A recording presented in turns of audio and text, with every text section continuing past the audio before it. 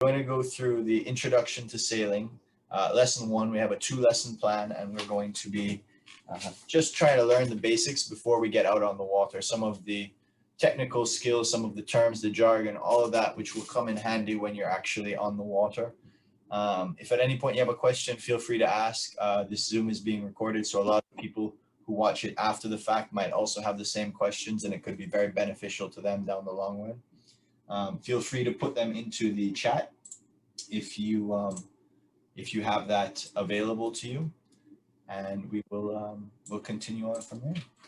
So the table of contents here is our basic lesson plan for the day. We're going to do our introductions, which we've just come through. I introduced myself, Spencer May. I am an avid sailor. I've been sailing since the age of 4 or 5 at the yacht club here in Montego Bay. Started on Optimists and then went right to J22s. We have since added in another class between the Optimists and the J22s called Pico Lasers, which are ideal for children. And I've sailed them as an adult too. They're very fun and very easy for learning the basics of sailing. But they're a little cumbersome when you're 6'4" and over 200 pounds. So I probably won't be doing much more sailing of those. We're going to go over the boat basics, kind of the layout of the boat, things to know, different parts of the boat, etc., as well as the points of sail, as in sailing in which direction to the wind.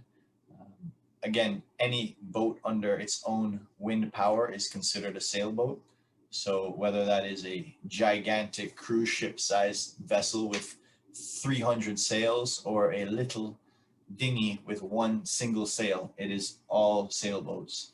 We're going to talk about right of way and where you should and should not be on the water, as well as knots and tying lines, knots and securing lines.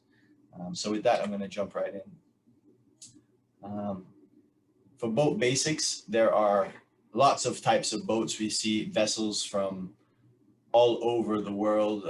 In Jamaica, we've seen boats that come from literally every corner of the earth and pass through our local waters. We have container ships, we have cruise ships, those are the largest, post-Panamax gigantic ships, and they work all the way down, like I said, to dinghies, and you see the little fishing boats to canoes. Whether you're under sail power, motor power, or human power, you all have the right to the water, and you have to figure out where and when that is. On the left side of the screen, you can see some of the different types of sailboats. Really, it has to do with sail configuration and what's going on under the water. So the most common type of sailboat that you'll see for for cruisers and racing is a sloop, which is the most common rig. And Bermuda rig just has to do with the way the sails are aligned. The sloop style is the fact that you have a keel under the boat, which is instead of having a full keel, you have a fin keel. Any questions so far? Just checking in. The mast is the giant aluminum rod that sticks straight out of the middle of the boat, or in some cases you have multiple masts. The mainsail is the one behind the masts. That gives you the most circumference usually. It gives you the most surface area for the wind. And then the jib is the one that is attached from the bow or the front of the boat up towards the mast. And what is the jib doing? So both sails work together.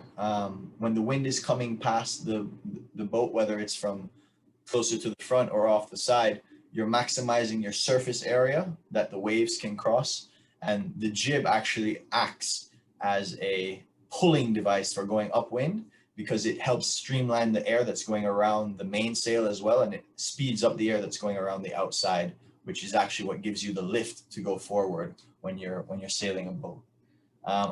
And can you use each sail independently? You can. I've sailed with only a jib. I've sailed with only a main. You'll find the boat does things a lot differently depending on whether or not you have both sails rigged correctly and or being utilized correctly. So I definitely don't recommend going out with only one sail, but if you're if you're caught in bad weather and you have to drop one, or you're having an issue with one, it is possible to sail on one of the two sails. I prefer the jib personally. I think it gives me more of a driving force, and the mainsail just kind of pushes the boat slightly to the side. The hull is the body of the boat, which provides buoyancy and float itself, equipment, and crew.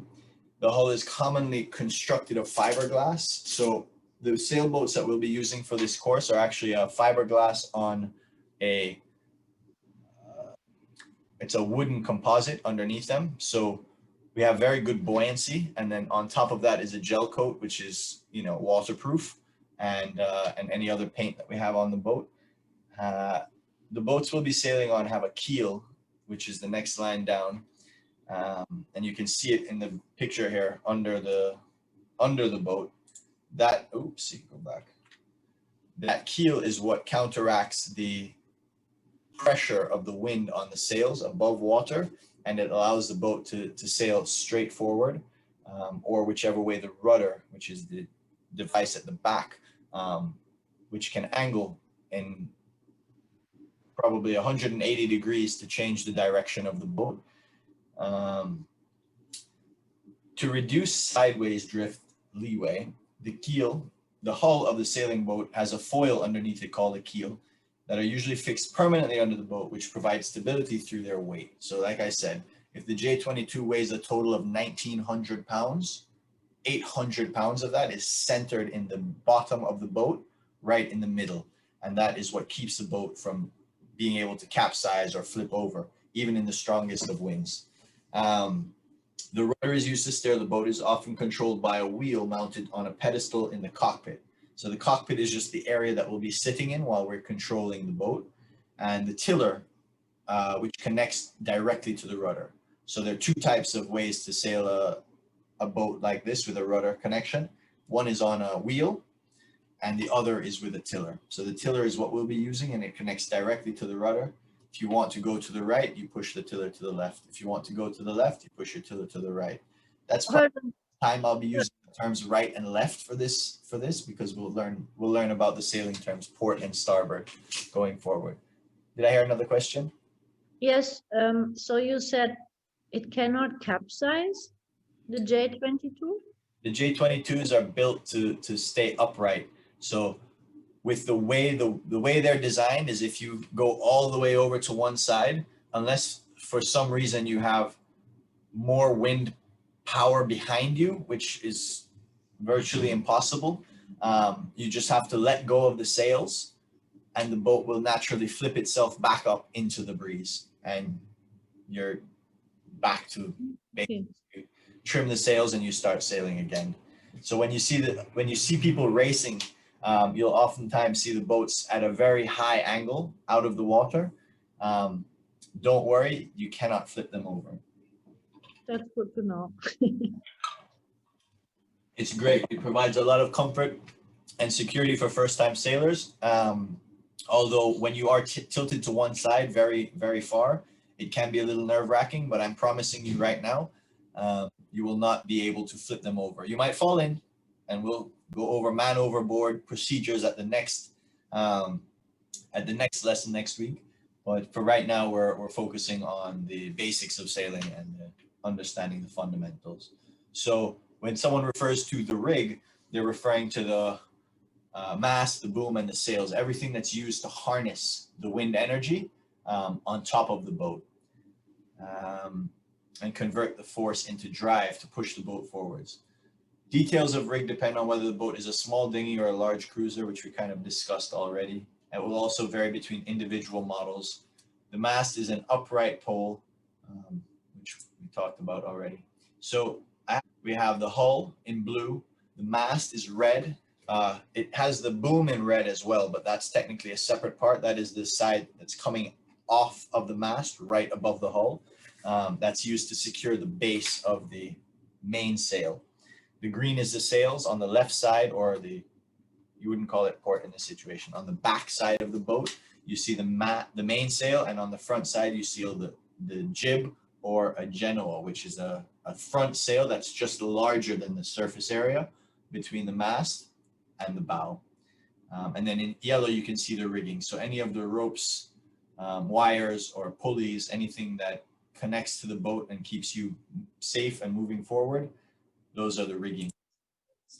So at the front of the boat, we have the bow. Thank you for letting me know. I would have just kept going with the videos. The bow is on the, any part of the front of the boat is considered the bow. So above the bow, you see the pulpit, which is the wires or metal cage that keeps the person at the front of the boat safe. The hull is sitting on the water and under the water. The keel is the base underneath the boat that keeps the boat stable. Rudders are used to direct the boat into and away from the wind. And they're connected to the stern of the boat, the back of the boat. We're going to go through the terms more, so don't worry. I'm going to keep the video going since you can't hear it anyways.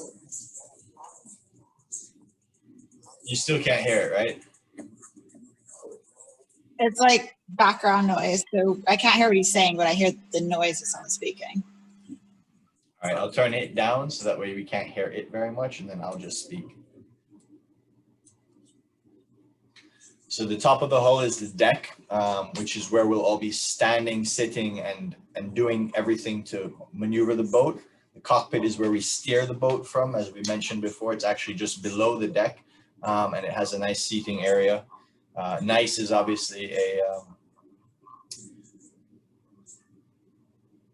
the mast is what holds up the sails, the mainsail, and the jib in the front, and then the boom is what holds up the bottom of the mast. I think that covers everything we need to learn from this video. Now that I know the videos don't play sound, that is great information for me, and I will take that moving forward. So we talked about it a little bit already. The mainsail, the large triangular sail behind the mast. We have on our left here the pictures of the mainsail and the jib. They all have the same names for the different parts of the sail, whether they're facing forward or facing backwards. The top of the sail is called the mast. The bottom of the sail is called the foot. The front leading edge of the sail is called the luff, and the back leading edge of the sail is called the leech. On the jib on the right and the mainsail, you can or cannot have battens depending on how the sail is configured, but the battens basically keep the sail flat, so you're able to maximize your power under wind. You're also kind of giving the sail a little bit of rigidity, so it doesn't just flap in the breeze. It has some semblance of a skeleton that keeps it kind of full. The roach is an additional curved area on the leech outside of a straight line from the head to the clew. So what that means basically is, in this picture, the jib does not have a leech, does not have a roach. The roach is that area behind the sail, but you can see the very faint line that goes from the clew right the way up to the head of the sail on the main sail. This area right here, can you see the mouse? No. The mouse, I'm showing you with the mouse. I don't know if you can see it or not though. Yeah, we can see it. Yes, we can see it. So this area back here would be considered the roach because it is additional sail area behind a direct line from the head to the clew. So both sails have a clew, which you would attach on the jib, you attach the sheets to, and the clew on the mainsail, you actually attach the outhaul to. The tack is the front bottom corner of the sail, and the head is the top of the sail. Most sails are triangular and made from dacron, which is a woven cloth, a woven material, or mylar, a laminated film material. They are often reinforced patches, as we can see on these two sails right here, all of these reinforced patches that are in areas of high stress. On the mainsail, they actually have what's called a reefing point. So you can see about 1/8 of the way up, there's an area that you're allowed to, if there's heavy high winds, you drop the sail down, lower your surface area, and then you use the reef to tie onto this area right here, right directly to the mast and the boom, so that way you don't have the additional surface area and you can control the boat better under windy conditions. Um, the first view on the left is from the stern of the boat looking forward. You're looking at the back of the boat. The back is called the stern. As the front is called the bow, the back is called the stern. If you're standing or swimming behind the boat, you are astern. If you're swimming or standing in front of the boat, you are ahead. The spreaders are connected to the mast, and they're connected using the wire shrouds that go around the mast to give it rigidity while there is pressure on the sailboat from the wind. So the wind provides pounds of pressure. You know, you heard of PSI, pounds per square inch. So depending on how many pounds of pressure you have on the wind, you could potentially force the mast down out of its lodging. So what we would like to do in this situation is not let that happen by using the shrouds to add additional support both on the port and starboard side of the vessel. The deck again is the top side, bow, front, stern, rear. If you hear the word aft, that means it's towards the back of the boat. So the boats that we're going to be sailing on have two decks, the foredeck, which is in front of the mast, and the aft deck, which is actually behind the cockpit. Where we would normally be sitting, the aft deck is behind that. I'll probably be sitting or standing on the aft deck while we're doing our lessons. And then you can see here the transom is the flat end at the stern. So if you look at the back of a boat, it usually has a nice big flat surface area. That is called the transom. Port left, from the back of the boat facing forward. So in our picture here, we can see that port is on the left side. I know a lot of people might have some difficulty with this, but if you can just remember this from day one, port and left are both 4 letters. Port is left. And to remember the color, it's actually red. And port is wine, and wine is red. So red, port, left, which makes all the other options starboard, right, green. Okay? Left, port, red, starboard, right, green. That's as best as I can do it right now. I'm sure we'll have other catchy jingles going forward, but we'll talk about them more as the here we have the boom, which is a horizontal pole. I mentioned this is a side view of a mainsail backwards on the boat. Basically, you're looking at the mast on the far left side, number 3. You can see that's the mast. Then you can see the boom is number 1. Number 2 is the gooseneck, which is just a funny name for the connection between the mast and the boom. And the reason that these terms are important is because especially your first few times sailing, you won't really necessarily know the names of everything, but if you can kind of understand what they do, if you're getting directions, you know, pull down on the boom vang, right? And if you don't know what the boom vang is, I say, okay, well, it's at the base of the mast. If you know where the mast is, you go down to the base, and then you might be able to figure out, you know, the blue line on the base of the mast is the boom vang in this situation. So it's just going to help you understand a little better the instructions that will be given. Did you say that line, that rope is blue? Not necessarily. I was just giving an example. It's black in the picture. But I was just saying, on my boat, it's blue, for example. So mast is upright, Cunningham control, rope for adjusting the tension, and in the mainsail, luff, and sometimes the jib. So the Cunningham control is this circle, if you can see number 4 there up at the top of the screen. That is where you would string a rope through, and it goes from one side of the mast up through this hole and back down on the other side of the mast. And what you'd do is you'd either tighten or loosen that depending on how much you want tension on the head of the mast. So once your sail is all the way up, you can pull down and provide a little bit more tension, which would in some cases give you more speed, and in some cases it would actually slow you down. So you have to be aware, and we'll talk about all of this when we're on the water, aware of what those do.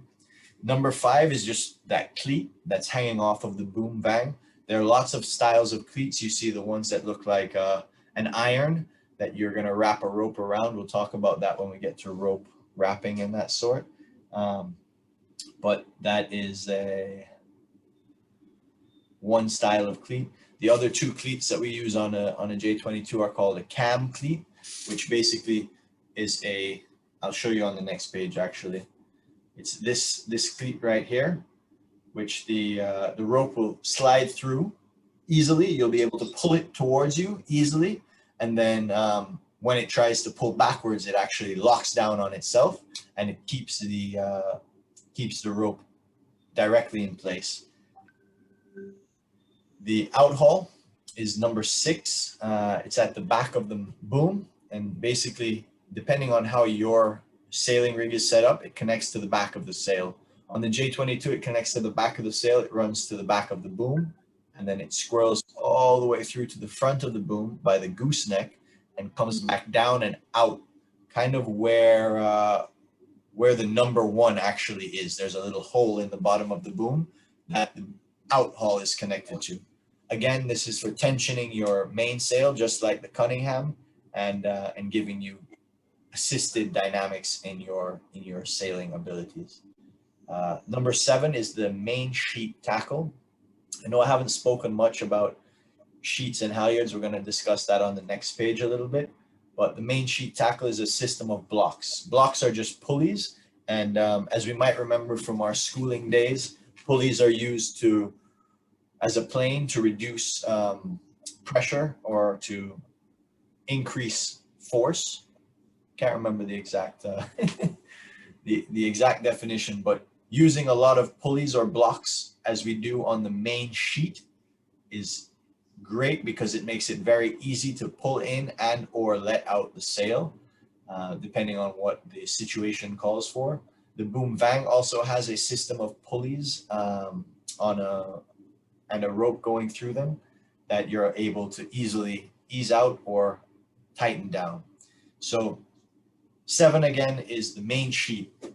Sheets are the ropes or lines that dictate whether the sail is on port or on starboard and how far away from the center of the boat it is. So we need the sheets to be tightened to the correct length in order to sail the boat effectively and efficiently. Obviously, if you lose a sheet, you might not be able to sail the boat on a certain side, on a certain tack, but hopefully that won't happen to any of us because we'll all tie our figure of 8 slip knots, stopper knots in the back of the sheets. Sheet is just a fancy name for a rope that dictates the side of the boat that the sails are on. Boom vang is another line that goes underneath the boom, and this is really what it's proposed to do is keep the boom from lifting up in the air. It's essential when you're going downwind. This looks very complicated, I know, but we're going to just take a second and talk through it. So blocks or pulleys and tackles, pulley systems, which we saw in the last place. These on the bottom right-hand corner here, these are the blocks. Number 7 and number 8 are the tackle, the pulley systems that we use on the boat. They're just a connection of a few different blocks. Sometimes they have 2 blocks side by side, or they might have a second block on the front of the first block, so you can have the same rope wrapping on one line over and over again. They help adjust and control the running rigging, while cleats, which we discussed, are used to secure ropes at a given length. So the cleat here is a very fine example of a rope. Right behind that, you see the winch. So that would be used on a jib. You would wrap your rope, your sheet, your jib sheet, around the winch at least once or twice, always clockwise, guys. That's something that's going to come up again later. But you wrap it once or twice clockwise, and then you pull it backwards towards you through the cleat, and it secures itself in place once you have your sail at the given distance from the center of the boat. The halyards, which we have not yet discussed, are the ropes that we use to hoist the sails. So sheets control the sails going from port and starboard. Halyards control the sails that go up and down. So at the base of the mast, you'll see a lot of ropes. Here you can see the main halyard, the jib halyard, and the spinnaker halyard, which are 3 different ropes for 3 different sails. Main sheet controls the mainsail, and we saw the main sheet tackle before, and it usually has a tackle system that employs a combination of blocks to increase power of the helmsman's pull.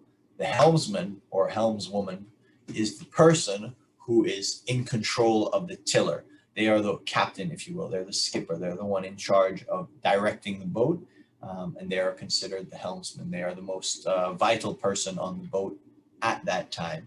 Everyone will have a chance to helm a J22. Everyone will have a chance to do all of the positions on the boat at some point over our weekend of sailing.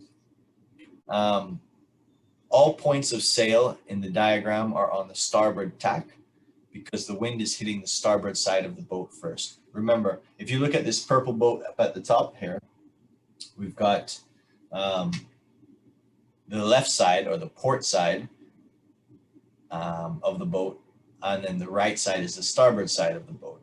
The wind is coming from the right side of that first boat, even though it's not going anywhere. That boat is considered in irons.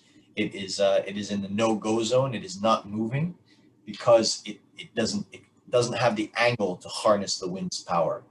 The closest you can go to the wind is roughly 45 degrees. So that's why this box is here. You see the box, the square is going from, let's just call it north to south for our ease. North to south, you have the wind coming. So basically the box is made going east to west, and it's almost a perfect square right here because you have 45 degrees angle from the wind on the port side and 45 degrees from the wind on the starboard side that you cannot go in. So that makes a 90-degree angle, and that's basically your no-go zone. So if ever you're trying to sail to a destination, or if you're racing, you're going from downwind to the windward mark, the closer to the wind mark, you're not able to do that in a straight line. You have to do what's called zigzagging or tacking. You tack back and forth up the course while you go, usually trying to stay as close to close hauled as possible. In between close hauled and beam reach is close reach. So if you can remember close hauled and beam reach, you should be able to remember close reach. The beam reach basically means that the wind is hitting the boat, because the wind in this entire diagram, the wind is coming from the top of the screen going down, and the wind in this situation is actually hitting the beam of the boat. Beam, I didn't discuss this earlier, but beam is the widest point in a boat. A lot of boats may look like they're very shapely, but some of them have very wide middles. The part closest to the mast is usually where the beam is, and that can be on the J22, which is 22 feet long. The beam is 8 feet, so it's almost a third. It's over a third of the length of the boat. The broad reach just means that the wind is hitting the broad side, which would be the side behind the beam, closer to the stern of the boat, the aft section right here. It's hitting the broad section first. So you're on a broad reach here, and then you're on a run when you're going downwind. The phrase dead downwind means that the wind is coming directly behind you, which is possible, though it makes for difficult sailing for novice sailors, because what could potentially happen is the wind can take this mainsail and swing it over to the other side.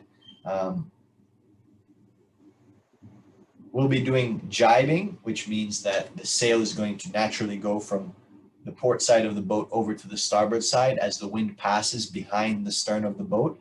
But that is, we're going to be doing controlled jibes. And because we have at least 2 other people on the boat, we'll be able to do that with assistance, trimming in the mainsail a little bit so it's not going the full spectrum of 180 degrees all the way around. It'll probably go about 70 or 90 degrees from one side of the boat to the other, in a controlled manner to keep us all safe and to help us understand the basics.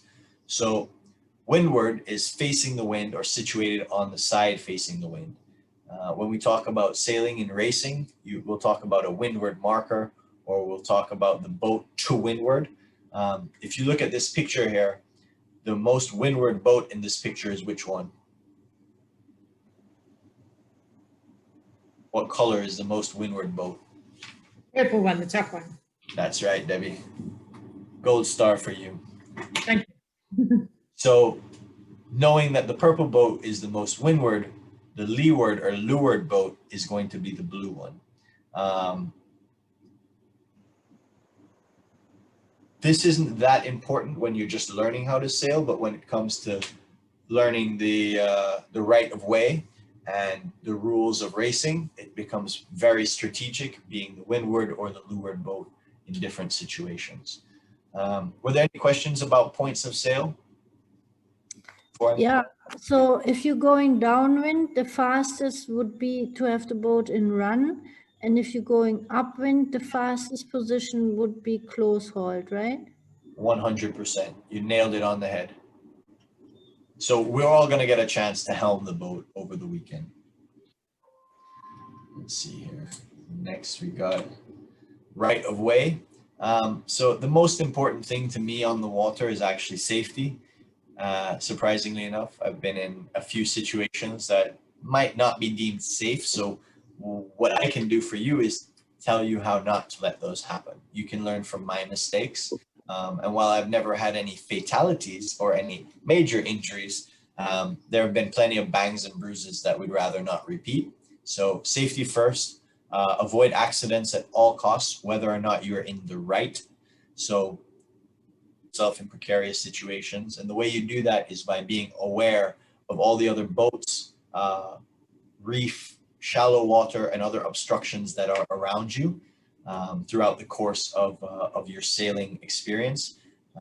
This is most important when you're coming into and leaving the dock, because that's where there are a lot of other obstacles to keep an eye out for.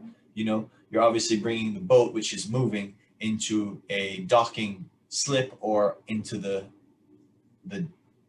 dock itself, which are both very hard and very stationary objects. So we have to be particularly careful while docking the boats.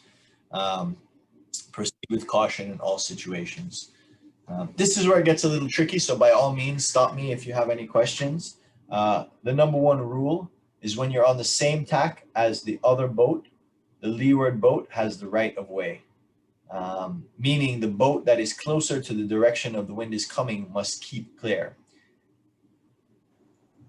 Questions about that one? It becomes a lot more obvious when you're on the water, especially if you're both going downwind, which is windward and which boat is leeward. When you're on the opposite tacks, the starboard tack boat has the right of way. Port boat is the give way vessel. This means that the port boat is the one who has to get out of the way.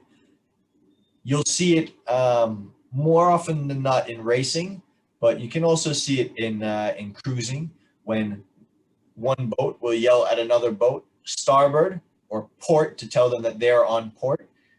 This just means, again, that the wind is coming over the right side of your vessel. So points of sail, if your sails are on the left or the port side of the boat, you're on a starboard tack, because the wind is hitting your starboard side first. The power, if you will, is coming from the starboard side. That gives you the right of way over boats who are not on a starboard tack. And then we just discussed the first rule, which is if you're on windward, then the leeward boat has the right of way. Rule number 3, if you are overtaking the other boat, or it is overtaking you, the boat ahead, the one which is being overtaken, has the right of way. This doesn't matter if you're a motorboat or a sailboat. If I am sailing and I'm going faster than you in a motorboat, and I'm going around you, I'm passing you, I'm coming from astern and trying to go ahead of you, I have to move out of your way, even if you're not, doing things correctly, if you will, because the number one rule is to avoid accidents. So I will steer clear and go around you until it is safe to come back in front of you. Left-hand side of the boat is called port. So we talked about this already. What he's referring to right now, the boats are on port tack, the ones that you can see. And what that basically means is that the wind is coming from the front, is coming across the port side of the boat first. tack and is the give way tack and is marked in red.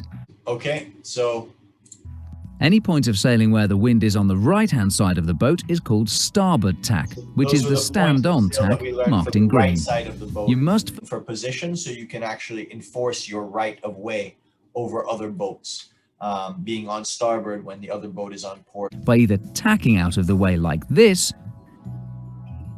or turning to steer behind the green boat. Let's look at this in reverse. Here, it's the boat that's sailing away from the wind that is on port tack, marked in red, and the other boat sailing close hauled is on starboard. Once again, the red boat must avoid the green boat by either steering behind it or turning onto the opposite jibe to sail clear. Here, we see two boats sailing on port. In this situation, it's the boat that has the wind behind it sailing down the screen that's the give-way vessel, so must take avoiding action, and steers behind the close-hauled boat to keep clear. Now, let's look at what happens when overtaking. Here, the overtaking boat must keep clear at all times by either sailing well to the windward side or by turning underneath and sailing well to the leeward side. Let's look at boats on converging courses. In this situation, it's the boat that's on the windward side that's the give-way vessel and must adjust its course to avoid a collision, or steer behind the other vessel. The rules we've just illustrated are the most common and most basic. Please be aware that other situations do exist, and if in doubt, keep clear of other vessels to avoid collisions well in advance. Topic we're going to cover for today is going to be knots. I have 5 videos for that, so please just speak up. If you can hear the video, I won't speak, and if you can't hear the video, I will speak. The knots we're going to cover, I'll start with the figure 8 knot, which is the easiest. Followed that up with the reef knot, a little bit more complicated. And then you have a round turn and 2 half hitches. Cleating a line, which I don't think you'll be able to practice today, but it's good to see it in action. And then the bowline. So the first knot we're going to do is called the figure of 8. I'm going to show you what it looks like here. You can all still see me, right? Let me stop the share. No, you see your screen. You see me now? Yes. Perfect. So the figure of 8 knot is a stopper knot. And basically what you're doing is when you string a rope or a line through a pulley, you don't want it to be able to pull back through the other end. So you do a little twist, and then you take your end and you stick it back up through the top. You pull it down, and look at that. An 8. Either way. What that'll do is once the rope is through your pulley and you're pulling it back, it will keep the rope sliding back through. It won't look that pretty if it has to be used, but it will keep your line from going away and being unretrievable if you're in windy conditions. Figure 8 knots are also called stopper knots because they stop ropes from coming out of holes like what you see here. Before beginning, pass the rope through the hole. Next, lay the rope over itself so it makes a letter P. Then wrap it around the leg of the letter P. Pass it back through the head of the P so it looks like a figure 8. Pull it tight and you're done. Now give the rope a tug. See how it stops the rope from coming out of the hole? For the first couple that we saw. But if you could all, for me, try to do the figure of 8. And if you can do it, just show me on your screens. Or you don't have to show me, just affirm that you've done it, that you're comfortable doing it. Because it is one of the knots that we'll use pretty regularly. I like the figure of 8, just a little twist. Pull your rope through and pull it tight.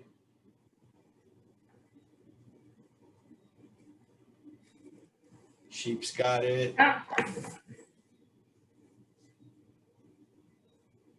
Nice, Cat. Looks good. No. Perfect. So really and truly, this rope is you're not doing much to this rope except keeping it where it is. You're allowing for in either direction. If it's a pulley in either direction, you have at least a little knot that is going to keep it from sliding out of the. Is anybody having trouble with this one? Try it my way for a second, where you Okay. take your rope up in the air. You got your Yeah. twist it. The round turn. P. Yeah. Then you take the end that's loose and you string it up through the P. As often seen in the outdoors. There it is. Simple. You got it. Oh, that is easier, yeah. Well, it's easy for one. Your wake works perfectly for a double rope. This is a knot I learned in Cub Scout. So you're going to take your two ends of your rope, as if you're tying two ropes of the same diameter. They need to be the similar size, but they don't need to be connected. They could be two ropes completely separated. This is not really a useful knot for doing tight loads or heavy loads, but it's very useful for securing things on your deck. If you're trying to tie a sail down, this is a great knot to use. Take the right hand rope, put it over the left. Myself the first turn, and that is going to be half your knot right there. That is your first overhand knot. Now give yourself a little bit of slack to finish out the rope. The more you practice, the more you'll be able to gauge how much you really need. Now we started out with right over left. We're going to finish off with left over right. Go ahead and take that left hand rope, go back under, make that second twist, and you're going to snug up the knot. You can pull on the long lines, snug it up real nice, and what you should see form is that iconic square knot. Now a couple things to note: make sure that your two terminal ends are on one side of your knot, otherwise you have probably made what's called a thief's knot, and it's highly inferior, and you're going to get hurt if you use it. Nice, Angelina. Let me see it. Hold on, I have to redo it again. Perfect. Practice. They say practice makes perfect. But perfect practice makes perfect. So it's right over left, under and over, left, right, under and over. I know it's actually really hard to see it on the screen. That's what your knot is supposed to look like. And I may or may not have a prize for the best knot tire at camp, at the clinic in a couple of weeks. We'll see. We'll see. Everything. So a round turn and 2 half hitches coming right up, guys. Complete turn around your piling. That's your round turn. Kind of looks like there's 2 turns, but that's called round turn. And your half hitches always cross over the same direction and the same side. So I'm crossing over from left to right and on top of my standing line. That's 1 half hitch. The other half hitch is also going to go from left to right and on top of my standing line.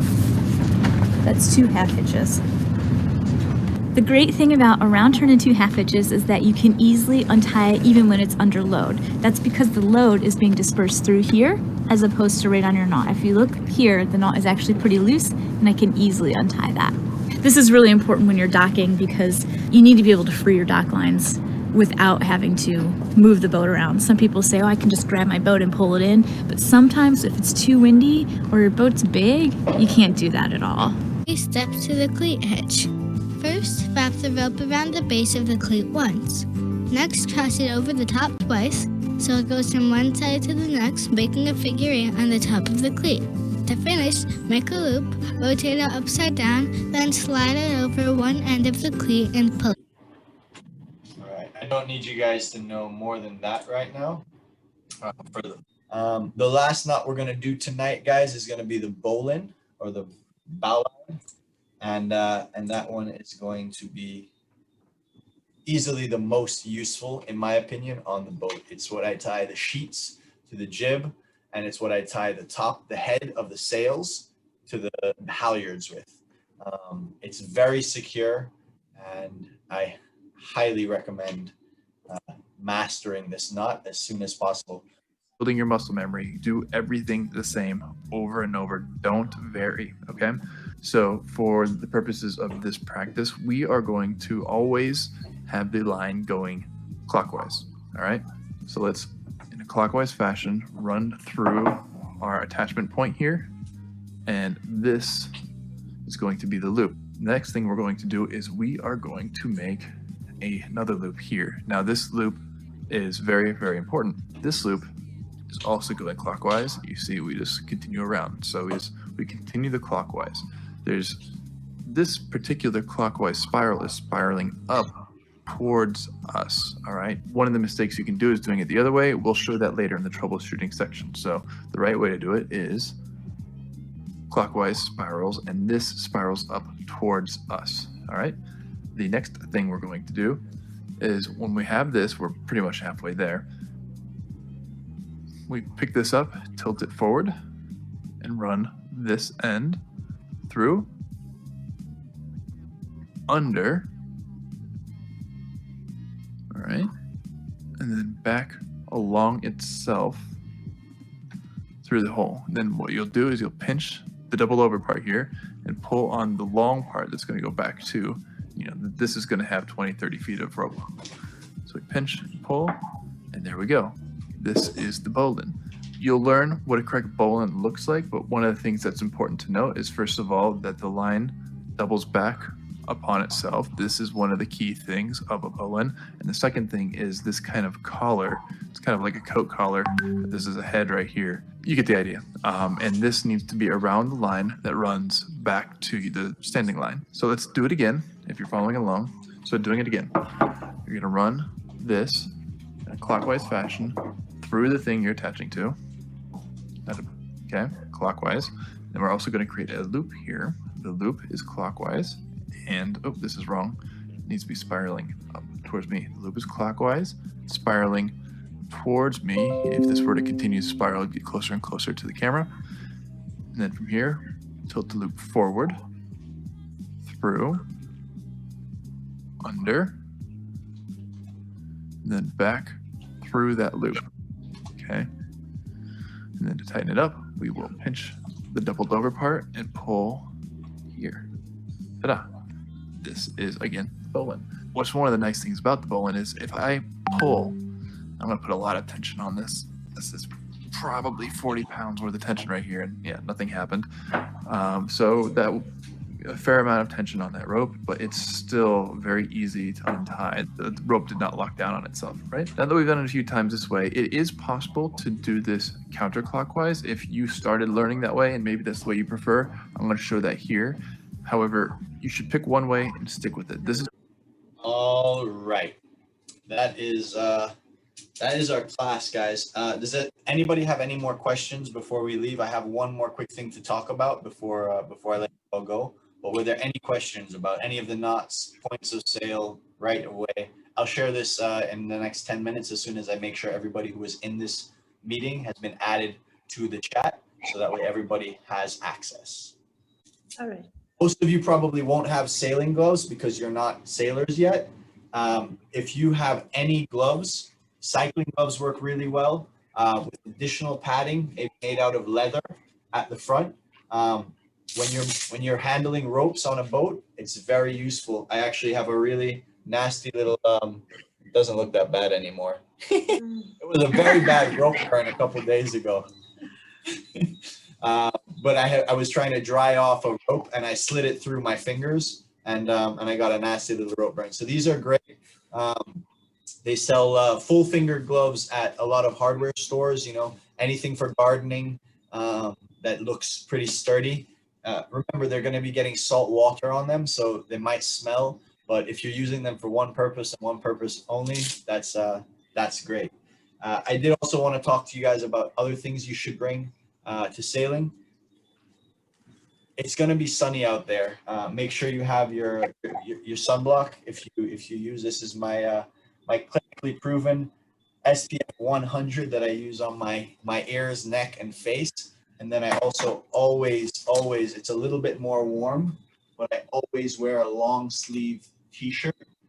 If you have something that is nothing beats an awesome crew. That's the name of my boat, which is currently in my backyard. She needs a lot of work. But you want to have something that's going to cover as much of your body as possible and be loose and flowing. Or if it's a skin tight one, it's water wicking or sweat wicking. And it would also double as SPF, so it would give you sun protection as well. This is my favorite in my collection. It's a hat that has a rounded front and a soggy back. I'll show you guys right now because it covers my head in the front and it keeps my neck out of the sun. Hair is doing now, but it's very useful on very hot days. I also like to put a couple ice cubes in the top of it if it's really, really hot. I'd also recommend bringing, if you have a insulated plastic water bottle over the steel ones, because when these ones are bouncing around on the deck, they're very loud and it can be a little bit dangerous. If you have polarized sunglasses or any glasses, or if you wear contacts, you know, I recommend those. And if you have croquis or little shoelace strings, maybe some of you could use the ropes that you were tying with tonight, just something to tie your glasses to your head so they don't fall off. I personally am not going to require personal flotation devices, PFDs. I'll leave those up to individuals. I will be wearing mine, but I would like everybody to make that decision for themselves. Really, I'm a good swimmer, but I'm wearing it in case I get hit in the head and knocked over. You can't swim if you're unconscious. We'll go over man overboard procedures next week, and hopefully we don't have to do any for real, but we will be doing a few in practice for each of the skippers before the end of the weekend. So look forward to that, and I look forward to seeing all of you guys this time next week. Thank you for everybody for joining. Thanks, Spency. That was Great. awesome. Thanks. Great Bye, first- guys. And Thank you. yeah, take care.